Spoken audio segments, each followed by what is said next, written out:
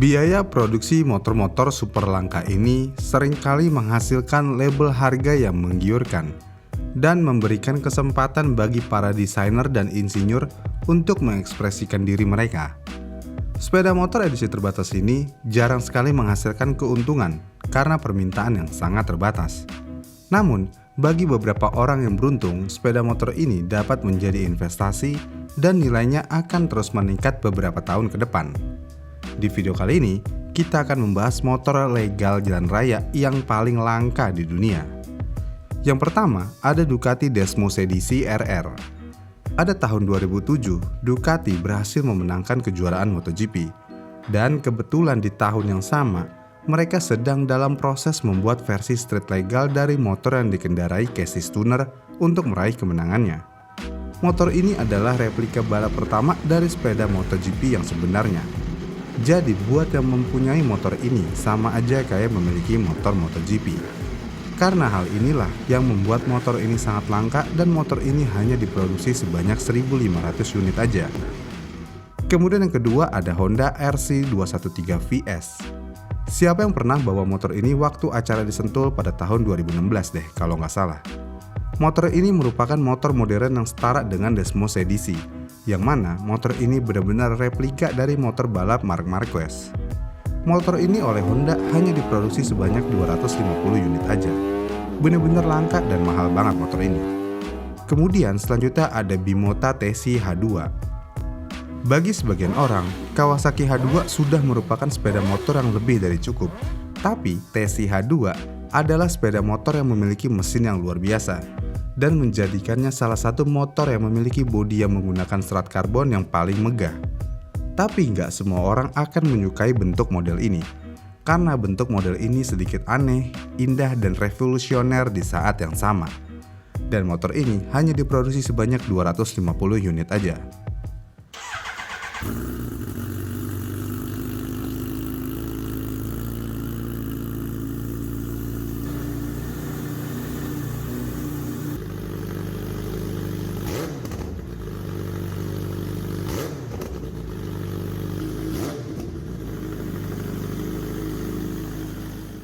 Kemudian ada Honda NR750.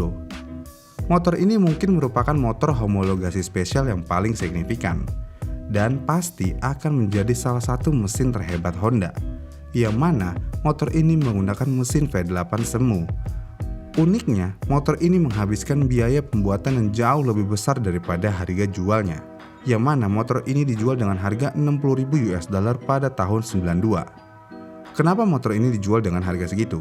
Ya karena orang-orang pasti akan memilih Honda CBR 900 yang sangat ikonik di tahun itu dibandingkan dengan motor ini. Dan harganya juga lebih terjangkau Honda CBR 900 daripada motor ini. Walaupun begitu, motor ini benar-benar motor limited edition dari Honda, yang mana Honda hanya memproduksi motor ini hanya sebanyak 200 unit aja.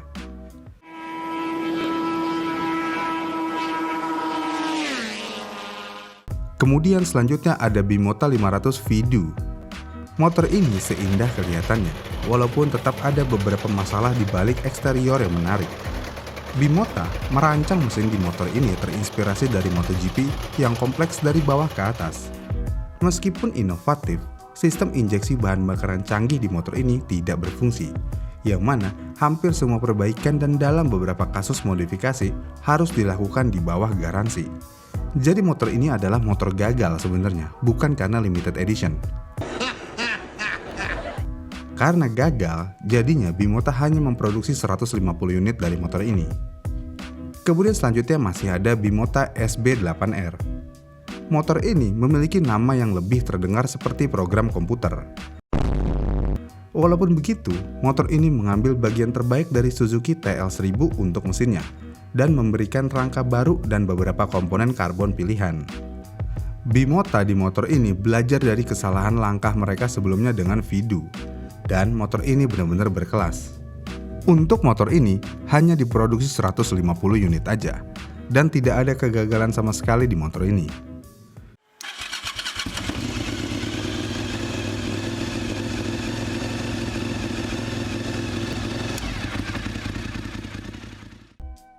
Kemudian ada Norton F1 Sport.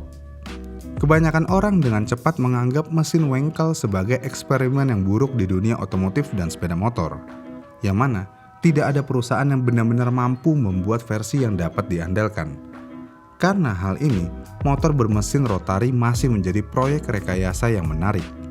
Walaupun begitu, Norton F1 Sport adalah motor dengan mesin rotari yang bisa dibilang ya oke-oke aja, walaupun banyak penyakitnya. Motor ini memiliki suara yang begitu menggelegar. Uniknya, motor ini adalah motor yang sebenarnya tidak dimaksudkan sebagai motor edisi terbatas. Tetapi Norton hanya bisa memproduksi 66 unit aja sebelum Norton yang lama mengalami kebangkrutan. Karena hal ini, maka jadilah motor ini edisi terbatas.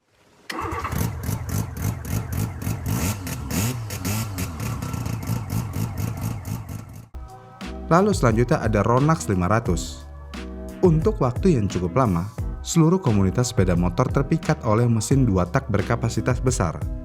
Ini adalah mesin GP terakhir yang dikendarai oleh Valentino Rossi muda yang dapat meraih kemenangan secara keseluruhan pada tahun 2001. Jadi, jika kalian menginginkan sebuah mesin yang sedekat mungkin dengan Honda NSR 500 yang luar biasa itu, motor ini akan berada di urutan teratas dalam daftar hal itu. Meskipun ada beberapa perbedaan utama, tapi motor ini merupakan recreation yang sangat jelas. Dan motor ini hanya ada 46 unit di dunia, sama persis dengan nomor balap Valentino Rossi ya. Kemudian selanjutnya ada Bimota TC 3DS. Motor ini memiliki kemudi hub tengah yang unik. Hanya saja, motor ini menggunakan mesin yang lebih tua dan tidak terlalu bertenaga dari Ducati. Lagi dan lagi, motor dari keluaran Bimota ini bentuknya terlalu agresif. Mungkin ini bukan selera semua orang, dan harganya pun walaupun limited edition, tidak semahal itu.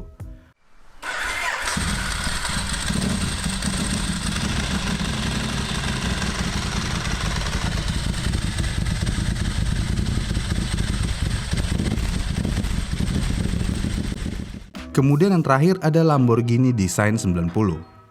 Dengan begitu banyak sepeda motor yang hanya sekali dibuat atau untuk dijadikan model aja, motor ini oleh Lamborghini sebenarnya tidak direncanakan untuk menjadi salah satunya. Karena sebenarnya, motor ini adalah sebuah proyek yang mereka niatkan untuk ditindaklanjuti. Namun sayangnya, bisa dikatakan, motor ini tidak diterima dengan baik, alias nggak laku sama sekali. Jadi, Lamborghini hanya berhasil membuat motor ini sebanyak 6 unit aja.